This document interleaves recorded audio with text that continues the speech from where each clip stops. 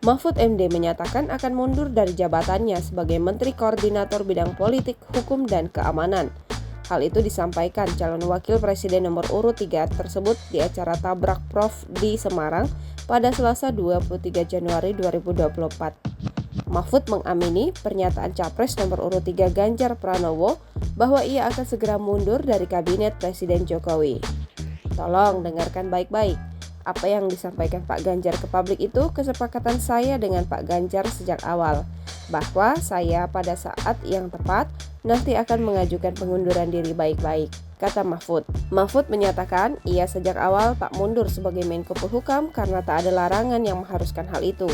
Ia juga menegaskan tak pernah menggunakan fasilitas negara dan kewenangan sebagai Menko Polhukam untuk kampanye.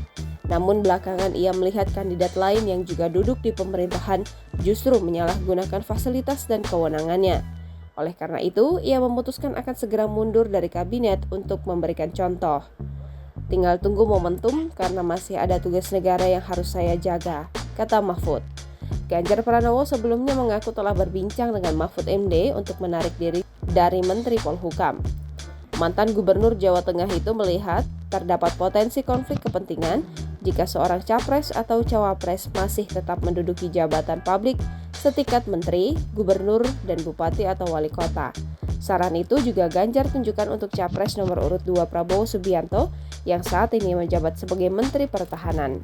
Download Tribun X sekarang, menghadirkan lokal menjadi Indonesia.